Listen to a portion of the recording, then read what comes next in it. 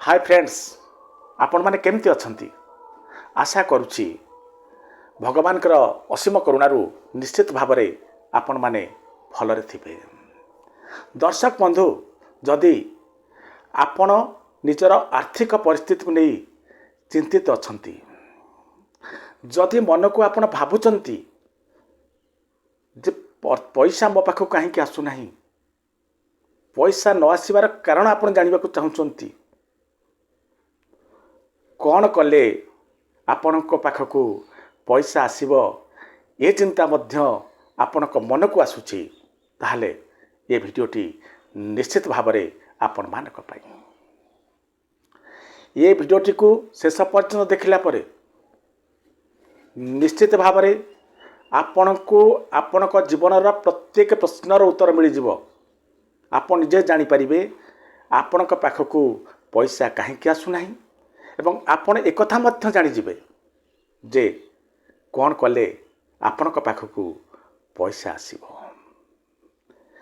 खाली जानीगले हम ना, आपण को जहाँ जानवे वीडियो माध्यम ताकू निज जीवन में लगेबा को पड़िबो, इम्प्लीमेंट करबा को पड़िबो, ताहले जाई आपण सुफल पाइबे।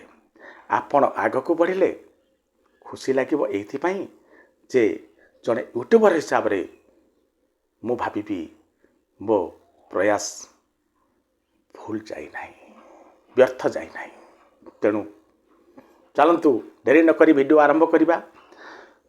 ये वीडियोटी रे मोटे कहानी आपन को कहबी। ये कहानी को शेष पर्यंत देखला बेलू आपणकर प्रत्येक प्रश्नर उत्तर आपण पाई सारी। आउ आपण को बेसी समय गोल गोल न घुरे कि चलंतु आरंभ करिबा आमर से कहानी को, जहाँ आपणकर जीवन को निश्चित भाव में बदलाई देव ये आशा भरोसा और विश्वास मोर अच्छी। गोटे पिला थिला, ना हेउची रमेश चंद्र चट्टोपाध्याय। पिलाटी दिनरू से खूब बढ़िया पढ़े। एमिति को क्लास नहीं जो क्लास रे रमेश फास्ट होई नहीं।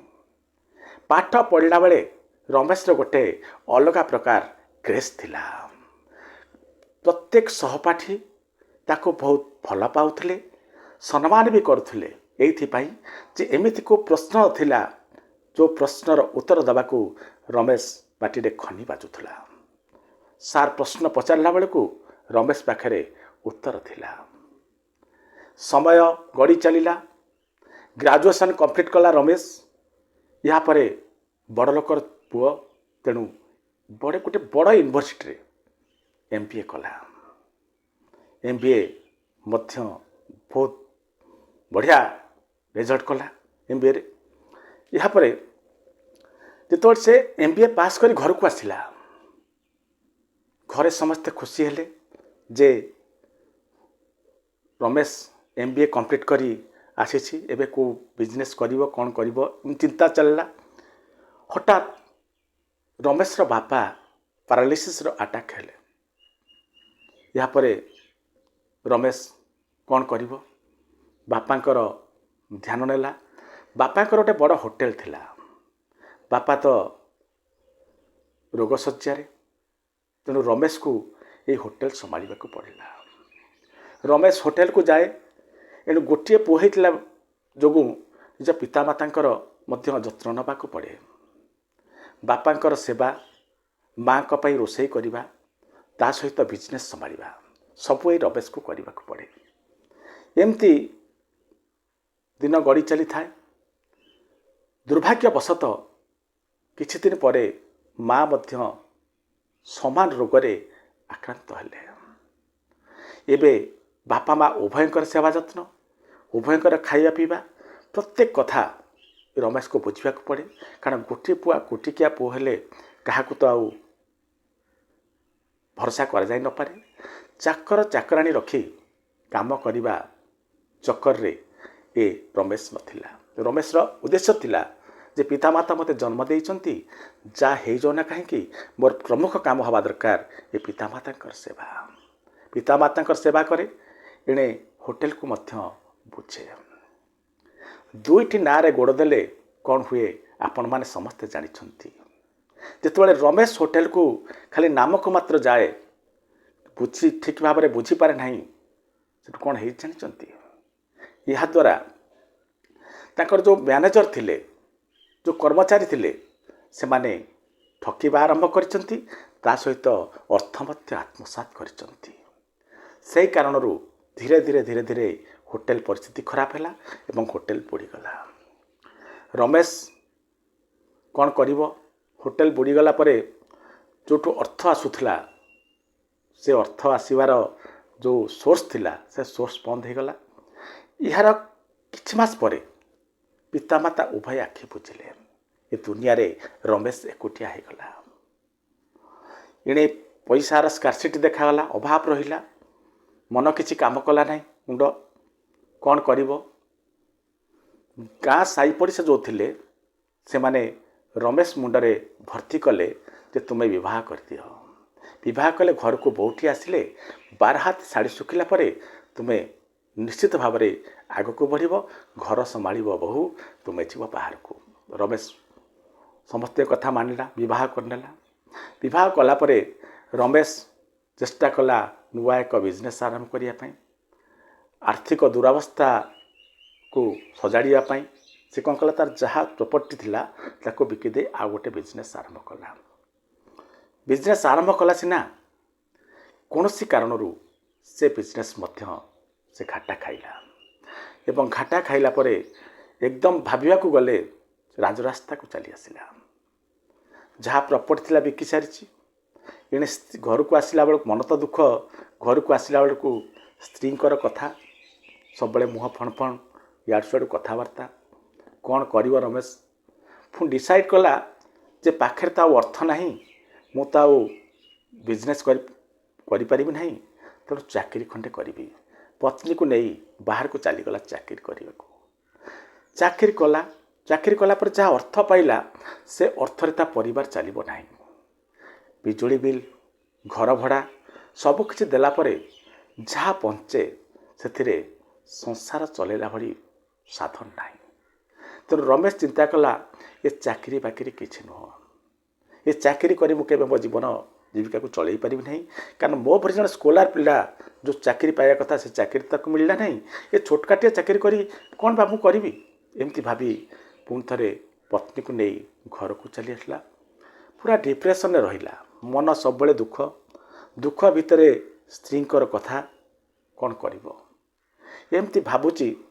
ଦିନେ ତାର ଜଣେ ସାଙ୍ଗ ଆସି ପହଞ୍ଚିଲେ ଏବଂ ସେ ରମେଶକୁ କହିଲେ, ରମେଶ ତୁ ଆମ କ୍ଲାସ୍ର ସବୁଠୁ ଗୋଟେ ବଢ଼ିଆ ସ୍କଲାର ଷ୍ଟୁଡେଣ୍ଟ, ଆମେ ଆଶା କରୁଛୁ ତୁ ଗୋଟେ ବହୁତ ଉନ୍ନତି କରିବୁ ଜୀବନରେ। ତୋତେ ଏବେର ଅବସ୍ଥା ଦେଖି ତୋର ଭଲ ଲାଗୁନାହିଁ। ଦେଖ ରମେଶ, ମୁଁ ବି ଦିନେ ତୋରି ଭଳି ପରିସ୍ଥିତିରେ ଥିଲି। ଜଣେ ବାବାଙ୍କ ସଂସ୍ପର୍ଶରେ ମୁଁ ଆସିଥିଲି। ସେ ବାବା, ତାଙ୍କର କେହି ପଦ କଥାରେ ମୋ ଜୀବନ ବଦଳି ଯାଇଥିଲା। ରମେଶ ଆଗ୍ରହର ସହିତ ପଚାରିଛି, ସେ ବାବା କିଏ? ସେଠୁ ତା ସାଙ୍ଗ ଜଣକ କହିଛନ୍ତି ଯେ ସେ ହେଉଛନ୍ତି MBA ବାବା। ସେ ବାବା ସେମିତି ବାବା ନୁହନ୍ତି, ସେ MBA ୟୁନିଭର୍ସିଟିରେ ଟପର, ବହୁତ ବଡ଼ ଚାକିରି କରିଥିଲେ। କୌଣସି କାରଣରୁ ସେ ଚାକିରି ବାକିରି ଛାଡ଼ି ଏବେ ବାବା ସାଜିଛନ୍ତି। ଟଙ୍କାଟିଏ ଅର୍ଥ ସେ କାହାଠାରୁ ନିଅନ୍ତି ନାହିଁ। ସମାଜର ପ୍ରଗତି ହେଉଛି ତାଙ୍କର ଲକ୍ଷ୍ୟ। ଏ କଥା ଶୁଣିଲା ପରେ ଆଡ୍ରେସ୍ ନେଇଛି ରମେଶ, ସିଧା ଯାଇଛି ବାବାଙ୍କ ପାଖକୁ। ବାବାଙ୍କ ପାଖରେ ପହଞ୍ଚିକି ସାଷ୍ଟାଙ୍ଗ ପ୍ରଣିପାତ କରିଛି ଏବଂ ତାପରେ ସେ ବାବାଙ୍କ ପାଖରେ ସବୁ ଘଟଣା କହିଛି। ବାବା, ମୁଁ ବହୁତ ପରିଶ୍ରମ କଲି, ବହୁତ ବଢ଼ିଆ ପାଠ ମଧ୍ୟ ପଢ଼ିଲି, MBA ପାସ୍ କଲି, ସବୁ ବଡ଼ ବଡ଼ ଇନଷ୍ଟିଚ୍ୟୁଟ୍ରେ ମୁଁ ଏଜୁକେସନାଲ୍ ଜ୍ଞାନ ଆହରଣ କଲି। ମୁଁ ତା ସତ୍ତ୍ୱେ ମଧ୍ୟ ବାବା ମୁଁ ଜୀବନରେ କିଛି କରିପାରିଲି ନାହିଁ। ମୋତେ ଲାଗୁଛି ଏ ଗରିବୀରେ ହିଁ ମୋତେ ମରିବାକୁ ପଡ଼ିବ। ଏ ମୋ ଯେଉଁ ପରିସ୍ଥିତି ବର୍ତ୍ତମାନ ଗରିବ ପରିସ୍ଥିତି, ଏହା କେବେ ବଦଳିବ ନାହିଁ। ଏମିତି ବହୁତ କଥା କହିଛି। ମୋତେ ଲାଗୁଛି ମୁଁ କେବେ ଧନୀ ହୋଇପାରିବିନି, ଏମିତି ବହୁତ କଥା କହିଛି। ବାବା ତା କଥାକୁ ଧ୍ୟାନପୂର୍ବକ ଶୁଣିଛନ୍ତି ଏବଂ ଏ ସମୟରେ ବାବାଙ୍କ ନଜର ପଡ଼ିଛି ରମେଶ ଧରିଥିବା ଗୋଟେ ମୋବାଇଲ ଉପରେ। ପଚାରିଛନ୍ତି, ରମେଶ ଏ ମୋବାଇଲର ଦାମ କେତେ? ନା 40,000 ଟଙ୍କା। यापर रमेश ड्रेस को नहीं बाबा पचारि ये dress shirt T pinch shorter दाम ना पाखापाखि 3000 टंका हम एम सब प्रश्न पचारि यापर रमेश मोबाइल को बाबा मागिंट एवं स्क्रीन टाइम आड़े देखी 12टा बेलू 6 घंटा स्क्रीन टाइम ऑलरेडी हो सारी दिन 12टा बेलू बाबा देखी सब यापर बाबा अनुध्यान करचंती रमेश को एवं रमेश को कहते रमेश मु जानीगली तुम्हें कहीं बर्तमान पैसा पाऊना पैसा कहीं तुम पाखक आसुना कौन कले पैसा आसब सबू कथा मुझे तुमको कहबी जहाँ जहाँ कथा मान कहूँ ध्यानपूर्वक तुम शुण बाबा कहते प्रथम कथा आरंभ कर मन रख रमेश प्रथम पॉइंट को अनुध्यान कर जे तुम्हें कहूच कठिन परिश्रम करुच मत कह कठिन परिश्रम करुवा लोक कौन के विफल हो पारे विफल केतबेले हुए जिते कठिन परिश्रम ठीक दिगरे न करे अर्थ उपार्जन जो तुम लक्ष्य से लक्ष्य साधन दिगरे तुम्हें कौन कर बेपार कहीं तुम बुड़ला बेपारी कहीं हो पार ना कारण तुम कार्य हूँ गोटे दिगरे जो दिगरे काम करिया कथा तुम परिश्रम अन्य दिगरे कल ठीक से माकड़ परी रमेश पचार कौ माकड़ ना गोटे माकड़ थरे जोर जबरदस्त बुद्धि प्रयोग करी बुद्धि बल रजा हो गला यापर राजशासन कला सिंह हाथ छड़े आनी राजगादी गोटे हरिणटे आसी कहला मो छुआ को बाघ नहीं चली जाइए या शुणी राजा माकड़ कौन कर सागे सागे बाहरी पड़ी रक्षा करने अन्य मैंने जो मैंने अच्छा से हसुँच मन मन भावुं जे ये केमती जीव आउ बाघ हाथ शिकार छड़ी आड़ समस्त देखापी जाइए ये माकड़टी कौन कर गचर से गच से गचर से गच खूब जोर डिआडी कर बाघ तार बसी धरची क्या से जो हरिण छुआ को से दिगरे तार मन ना तार डिआडी चले हरिणटी पचारि जे आपण तो डिआडी जोर कर मो छुआ को तो धरची बाघ बाघ तो खाई अल्प समय पर सेठू हसी दे किए माकड़ जे देखिपारुनु मु परिश्रम करुच्ची तो छुआ को बाघ खाईद मुझे कौन करी मोर सामर्थ्य जहाँ मुझे जहाँ करी से बहुत परिश्रम करुच्ची बाबद में देखुनु केते गछ मुझे सारे ठीक सेमती अरे गछ डेले कौन बाघ मोहर शिकार चली आसो नुहे ना ठीक सेमती तुम्हें परिश्रम करुच कौ दिगरे परिश्रम कर जानवा दरकार यहाँ पर द्वितीय कथाटी देख एजुकेशनल सिस्टम तुम्हें बहुत पाठ पढ़ल मत रमेश तुम्हें कह तुम एजुकेशनल सिस्टम जहाँ जहाँ पढ़ल तुम्हें कौन तुम जीवन में कम लगिला अहं आबाम वयम घोषिल तुम जीवन में किसी लगिला तुम्हें sin 45 जो 1/√2 घोषिल वर्तमान जीवन में तुम कौन कम लगिला तुम्हें केवल शिक्षा उपर प्राधान्य देल तुम पाखे प्लान बी कि रहा ना तुम्हें किसी स्किल शिखार प्रयास कल ना वर्तमान एजुकेशनल सिस्टम जहाँ अच्छी ता सहित गोटे स्किल को आड कर दि जाता ताले ए दुनिया रे कौन पिला बेकार बसंत ना तुम पाखे जेहेतु प्लान बी ना तुम पाखे कौन स्किल तुम शिखिपार ना तेणु तुम आग को बढ़ी पार ना तेणु जब तुम स्किल शिखि था तुम आज अवस्था हो ना तेणु कौन ना एबे भी समय डेरी हो जाए एबे भी तुम्हें कौन एक स्किल को शिख और आग को बढ़ यहाँ पर तृतीय पॉइंट कहते जे जड़े गरीब लोक से कौन करे सब बुझे किंतु किछि करे नहीं ता पाखे बहुत ज्ञान थाए कि से ज्ञान को यूटिलाइज करे नहीं ठीक से ही शुआ भली रमेश पचार कौ शुआ हेटू बाबा कहते गोटे शुआ थिला से कौन करे प्रति ताको जड़े दिने बाबा साधु बाबा जन जाऊँच से देखी गोटे शुआटे गोटे जाल भितर पड़ जा फड़फड़ हो जालू बाहरी पारने तेणु बाबा कौन कर छुआटी को उद्धार कर निज आश्रम रखिंट पिंजरा भितर और शिखई शिकारी आसब जाल पकाइब दाना दब तू किंतु जाल पड़ू ना ये शुणी शुणी शुणी शुणी शुआटी घोषिक मन रखी देती सब से कथा कहूँ शिकारी आसब जाल बिछाइब दाना पकाइब तू किंतु से पड़ू ना दिने दैवात कौन कारण ये शुआटी उड़ी जाइए पिंजरा भितर बाबा मन दुख कर तथापि खुशी होती जे मुझे शिक्षा देती से शिक्षा को उपयोग करी ये शुआटी केबे कौन पिंजरा भितर कौन जाल पड़ो ना किंतु दुर्भाग्यवशत दिने से रास्तार जाउछंती बाबा देखुचंती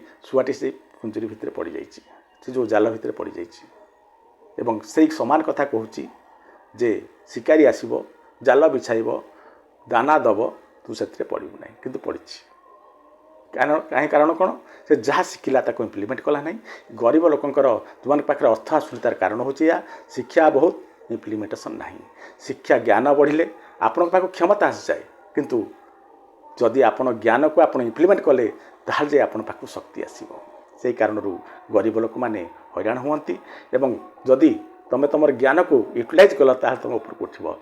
चतुर्थ कथा तुम्हें रमेश तुम्हें खेल देख रमेश कह बहुत समय खेल देखे क्रिकेट खेल हेले मो खाया पिया भूली जाए बाबा हसी देइचंती जे मो प्रगति रे बाधा सृष्टि करुच्ची केवल खेल खेल तुम्हें खेलुले हुए तो आग को बढ़ी पारि था तुम्हें खेल देखुच बहुत समय नष्ट करुच खाली से नुह सोशल मीडिया तुम स्क्रीन टाइम बर्तमान 12टा बेले 6 घंटा हो जाइए तेणु तुम चिंता कर रमेश केते समय तुम्हें नष्ट करुच ये स्पोर्ट्स रे ये सोशल मीडिया रे से समय जो तुम स्वप्न को सार्थक करने को चेष्टा कर तुम अवस्था ही न था। यापर पंचम पॉइंट को आसचे रमेश तुम्हें कौच मो गरीब अच्छी 40,000 टंकार मोबाइल धरुच। द्वितीय कथा हो तुम कौच मो सार्टर दाम हूँ 2,000 टंका कौन पाई कहीं तुम्हें दुनिया को देखा चाहूच तुम्हें अभाव थे कौन है तुम बाहर को देखा दौन जे तुम अभाव अच्छ बोली ये ना अन्य को धनी हबार निजे धनी बोली देखे हबार जो स्वभाव से तुम्हें 40,000 टंकार मोबाइल धरिच आ 2,000 टंकार सार्ट पिंच हाँ ना गरीब लोक मान गोटे भूल करती तेणु से भूल को शीघ्र सुधार पाखे पैसा ना क्या देखेबार आवश्यकता ना जीक से चल यापर अन्य आपत्ति मन रख जे ब्लेम क्या कर ना जदि जदि क्या तुम्हें ब्लेम कल तेज जीवन में केवे तुम्हें आग को उठी पार ना यापर 7 पॉइंट कहते धनी लोक केवे ईर्ष्या करना धनी लोक जहाँ को देखुच पाखक जाओ से किपर धन उपार्जन कर विषय जान यापर अष्टम कथाटी कहते तुम्हें जमी हार मानि जाइच जीवन में मुझे धनी हो पारिनी सेमती केवे भावनी जब तुम्हें हार मानव तेरे केवे आग को बढ़ी पार ना यापर पर पॉइंट कहते आत्मविश्वास को केवे छाड़ ना आज तुम कहूच कौन ना गरीब बारंबार गरीब गरीब कथा उच्चारण कले तुम्हें गरीब ही तुम्हें मन को बुझाओ जे सेल्फ बिलीव आण जे मु भी धनी हो पारि देखो जब सेल्फ बिलीव आनल जे मु गरीब नुह काल सकाल मु भी धनी हेबी ताल तुम्हें आग को बढ़ यापर पॉइंट कहते रमेश गोटे कथा मन रख जरूरी काम आगे कर जरूरी काम आगे कले निश्चित भाव तुम्हें आग को बढ़ यापर पॉइंट कहते जदि तुम्हें अर्थ उपार्जन करने को चाहूच अर्थ उपार्जन करने को तुमको किसी त्याग करने पड़ो तुमको तुम कम्फर्ट जोन त्याग करने पड़ो तुमको तुम खराब अभ्यास को छाड़ा पड़ो तुमको अनेक गुड़े जिनस को छाड़ी निजर लक्ष्य को हासिल करने दिगरे आग को बढ़ा पड़ो जदि ये जिन पार निश्चय रमेश तुम्हें आग को बढ़ी पार यापर रमेश को कही रमेश एत कथा मुझे तुम बुझेली ये कथा को तुम जा जीवन में लगाओ 6 मास पर आस 6 मास पर रमेश ये सब काम को गुरुदेव जहाँ कहते शुणिला काम लगे जाइए गुरुदेव पाखु तो रमेश पूरा वैप्लविक परिवर्तन हो जाए। दर्शक बंधु जो रमेश परिवर्तन है आपंकर कहीं हेनी काम लगातु आग को बढ़ातु। रोची नमस्कार।